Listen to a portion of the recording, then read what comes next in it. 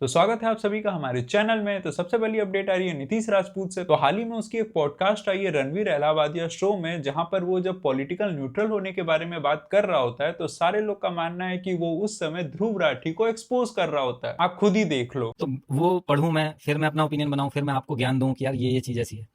आप लो ना, मैं आपको दे रहा हूँ, ऑर्गेनाइज करके दे रहा हूँ और अच्छे से दे रहा हूँ। ये चीज़ें हैं, आप देखो और आप बनाओ। और जब ये होने लगेगा तो हर एक इंडिविजुअल मिलके क्वेश्चन कर सकेगा अलग अलग गवर्नमेंट से। क्रिटिकल रहना गवर्नमेंट के लिए बहुत इंपॉर्टेंट चीज़ है, हर एक गवर्नमेंट के लिए। मतलब होता क्या है कि लोग कार्यकर्ता बन जाते हैं एक गवर्नमेंट के, मतलब एक गवर्नमेंट के पीछे पड़ना वो गलत चीज़ रहती है। गवर्नमेंट जो पॉलिटिकल पार्टी है वो सेंटर में भी है, कुछ पॉलिटिकल पार्टीज कर्नाटका में है, कुछ कोई पावर में है, पंजाब में पावर में है। तो गवर्नमेंट तो हर एक पॉलिटिकल पार्टी ने अलग अलग तरीके से बना रखी है।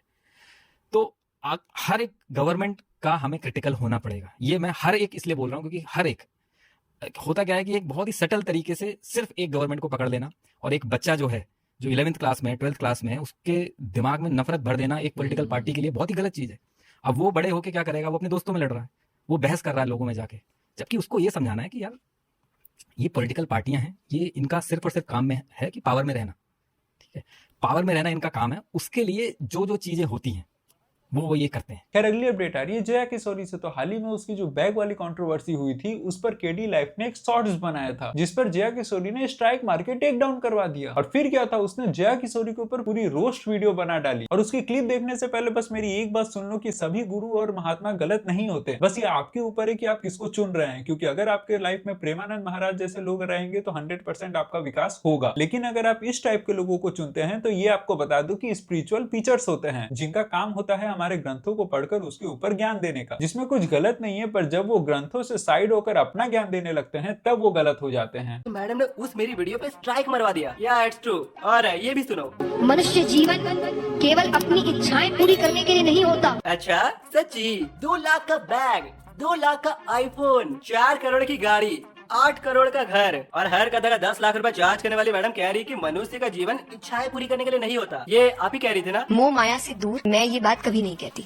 जरूरत के बाद इच्छाएं पूरी करने को ही मोह कहते हैं, पढ़े लिखे गवार। और ये सब कहने के बाद ना मैडम कहती है पैसा वही अच्छा जो धर्म के काम। हाँ भाई, बहुत बहुत धर्म के काम आ रहा है आपका पैसा। 2 लाख का बैग जिसमें गाय के चमड़ी का यूज हुआ है, उससे आप तो बहुत ही धर्म का काम कर रहे हो। आपका वो 2 लाख रुपए स्पेंड करना ना धर्म के काम आ रहा और ना ही देश के। अगर तुम मैडम के 7 साल पुराना इंटरव्यू देखोगे ना तो तुम्हें वहाँ पर क्लियरली दिखेगा कि यार मैडम बड़ी सादगी भरी है, फिट भी उतनी नहीं है, मेकअप भी नहीं करा है। ऐसी भक्ति ऐसा उत्साह देखने को बहुत कम मिलता है। अब उस टाइम में मैडम 21-22 की होगी, थोड़ी मेच्योर भी हो गई होगी, बातें भी इनकी जेन्युइन लग रही है। एंड इसीलिए क्योंकि वो जेन्युइन है। उस टाइम पर मैडम ना आज की जितनी पॉपुलर थी और ना ही आज के जितना उनके पास पैसा था। लेकिन जैसे मैडम को पता चला कि यार अच्छे दिखने से मेरे को ज्यादा अटेंशन मिलेगा तो मैडम मेकअप करने लगी। जैसे मैडम को पता चला कि अगर मैं कथा के साथ फालतू का ज्ञान दूंगी तो मैं मासेस तक पहुंच सकती हूँ, तो फिर मैडम फालतू का ज्ञान भी देने लगी। और जो पहले सादगी थी वो फैशन में कन्वर्ट हो गया। और ऐसा फैशन की मैडम गुची का 30,000 रुपए का सॉल उड़ती है। बहुत पैसा है अपने पास। जय किशोरी ने यार एक्चुअली में बाहर से भक्त है और अंदर से बॉलीवुड। बात तो सही है। खैर अगली तो बहुत ही इंटरेस्टिंग अपडेट है। आपने लड़कों के बारे में सुना होगा कि वो प्यार के लिए किसी भी हद तक चले जाते हैं, किसी से भी लड़ाई कर लेते हैं, पर कलयुग के बाघ भी कुछ कम नहीं है। हाल ही में जॉनी करके एक टाइगर है जो कि महाराष्ट्र से 3 किलोमीटर दूर तेलंगाना पहुंच गया था बाघिन की तलाश में, और उसे पूरे रास्ते वाइल्ड लाइफ वाले ट्रैक कर रहे थे और इसीलिए उसका नाम रख दिया गया है पोकी टाइगर। खैर इस मजनू के बारे में आपका क्या ख्याल है, कमेंट्स में बताइए। और हम लोग 40 सब्सक्राइबर के बहुत नजदीक है तो हमें सब्सक्राइब कर लें। खैर अगली अपडेट आ रही है रैंडम सेना से। तो आपने कई बार देखा होगा कि लोग पान मसाला थूक देते हैं दीवारों के ऊपर, और उसके लिए एक आदमी ने दीवारों पर ही लगा दी थी भगवान की तस्वीरें, और फिर जो हुआ आप खुद ही देख लो।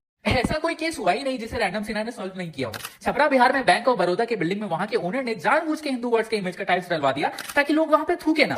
हमें इन्फॉर्मेशन मिलते ही ट्विटर के थ्रू कैंपेन चलाया इमेज को रिमूव करने के लिए। हमने बैंक के जनरल मैनेजर पटना ऑफिस से भी कॉल करके कंप्लेन किया, साथ ही साथ सारण के डीआईजी को भी कंप्लेन डाल दी। सारण पुलिस ने मामले को संज्ञान में लेकर लोकल थाने में केस ट्रांसफर कर दिया। हमने डिसाइड कर लिया था कि हम अपनी ग्राउंड टीम भेजेंगे थाने में एफआईआर करने के लिए। साथ ही साथ हमने बैंक के जोनल ऑफिस पे भी ईमेल कैंपेन भी शुरू कर दिया। जब प्रशासन को लगा कि हमने चारों तरफ से प्रेशर डालना शुरू कर दिया है, तब 4 घंटे के अंदर अंदर हिंदू देवी देवताओं की मूर्ति को फाइनली वहां से हटा दिया गया। लोकल थाने के एसएचओ खुद जाके वहां की टाइल्स हटवाए और ओनर को वार्निंग भी दिया कि आगे से ऐसा कुछ भी ना हो। इस बात की खबर खुद सारण पुलिस ने हमें मैसेज करके दी।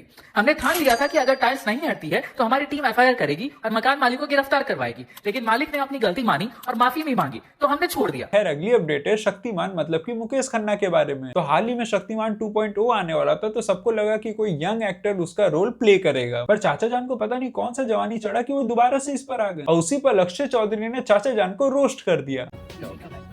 कैसा हो कि अगर मारुति वाले आज के टाइम पे लोगों का एसयूवी प्रेम नजरअंदाज करके अपनी वही मारुति 800 अलग अलग रंग में लॉन्च करना शुरू कर दें। कैसा हो कि सारे फिल्म मेकर्स कियारा आडवाणी आलिया भट्ट को फिल्म से बाहर निकाल के हेमा मालिनी को लीड कास्ट करें। कैसा हो कि आजकल के रैपर स्पॉटिफाई पे अपना गाना रिलीज ना करके अपनी कैसेट बेचनी शुरू कर दें। ये तो वही बात हो गई कि वाटर जेट के जमाने में भी आप हग्गी करने के बाद मम्मी धो दो बोलना चाहते हो। पद्मश्री आप ले लीजिए मेरे बिहार से, मुझे कोई शौक नहीं पद्मश्री लेने का। मेरा नाम शक्तिमान पद्मश्री के भी बहुत ऊपर है। मुकेश सर ने अपने लाइफ टाइम में सिर्फ 2 ही जाने माने रोल किए, एक शक्तिमान और एक भीष्म पितामह, और बेचारे उसके बाद उन्हीं 2 रोल से बाहर नहीं आ पाए। इनके जितने डिल्यूजनल मैंने अपनी जिंदगी में देखा ही नहीं। ये अब भी इतनी बड़ी गलत फहमी में जी रहे हैं कि आजकल के बच्चे भी शक्तिमान को उतने ही चाव से देखेंगे। नहीं सर, हो गया शक्तिमान 25 साल पहले आया था ना, बहुत बढ़िया था, मजा आया था, बस अब नहीं। खैर अगली अपडेट आ रही है टाटा ग्रुप से। तो हाल ही में वो फिर से लॉन्च करने वाले हैं टाटा नैनो, जिसकी प्राइस होगी 2.5 लाख रुपए और उसकी माइलेज होगी 30 किलोमीटर पर लीटर। खैर अगली अपडेट आ रही है एसआरके के संस्कारी बेटे आर्यन खान के ऊपर। तो नेटफ्लिक्स ने अनाउंस किया है कि आर्यन खान एक वेब सीरीज डायरेक्ट कर रहा है जो कि आने वाला है 2025 में, जिस पर कंगना रनौत का कहना है अच्छा लगा कि कोई फिल्म फैमिलीज का बच्चा सिवाय मेकअप करके, लूज वेट करके, बॉडी बनाकर एक्टर बनने की जगह कंफर्ट जोन से बाहर निकलकर डायरेक्शन का काम कर रहा है। खैर अगली अपडेट आ रही है रोहित शर्मा से। तो कई सारे लोगों का कहना है कि आपको परिवार से पहले क्रिकेट को प्राथमिकता देनी चाहिए थी, पर यही सवाल जब ऑस्ट्रेलिया के क्लार्क से लेकर ट्रेविस हेड तक पूछा गया तो सबने यही कहा कि रोहित शर्मा ने बिल्कुल सही फैसला लिया और अगर मैं उनके जगह रहता तो मैं भी यही फैसला लेता, क्योंकि परिवार में ये सब मौके हमेशा नहीं आते। और रही बात टेस्ट मैच की, तो अगर एक मैच छूट भी जाता है तो उसमें कोई बड़ी बात नहीं है। खैर स्पोर्ट्स की बात कर ही रहे हैं तो one of the best lawn tennis player Rafael Nadal ने ले लिया है संन्यास, और आपको बता दूं आज तक उसने 22 ग्रैंड स्लैम जीता है। खैर अगली तो बहुत ही बड़ी अपडेट आ रही है इंडिया में मेसी के फैंस के लिए। तो हाल ही में केरला सरकार ने अनाउंस किया है कि 2 फ्रेंडली मैच होंगे अर्जेंटीना के केरला में, और उसके लिए सरकार 100 करोड़ इन्वेस्ट करेगी। और आपको बता दूं कि इससे पहले मेसी एक बार और इंडिया आ चुके हैं 2011 में, जहां वो मैच खेले थे वेनेजुएला से कोलकाता में। और मुझे लगता है कि भाई ये जो कोल्ड प्ले के जो कॉन्सर्ट की टिकट है ना, वो तो बहुत छोटी चीज है। जब मेसी का मैच होगा ना, लिटरली मान लो कई लाख रुपए के एक टिकट मिलेंगे। खैर आप में से कितने मेसी के फैन है कमेंट्स करिए। खैर अगली अपडेट आ रही है फ्लाइंग बीस्ट से। तो हाल ही में आपने देखा होगा गौरव तनेजा और उनके पत्नी के बीच में काफी दिक्कतें आ गई थी और अब सब कुछ ठीक हो गया है। पर हाल ही में ऋतु राठी का बर्थडे था, और जैसा कि आपको पता है कि जब भी इनके घर में बर्थडे होता है तो कुछ ना कुछ शॉकिंग तो आते ही है। तो इस बार क्या आया आप खुद ही देख लो। दोस्तों मेरे लग चुके हैं, कल मेरी बीवी का जन्मदिन था। मैंने उसको पूछा तुम्हें क्या चाहिए, कहती कुछ नहीं चाहिए। तो मुझे उसको कुछ नहीं चाहिए होगा, लेकिन अब मुझे पता चला कुछ ना कुछ चाहिए था। तो मैं मॉल में आया कुछ सामान लेने।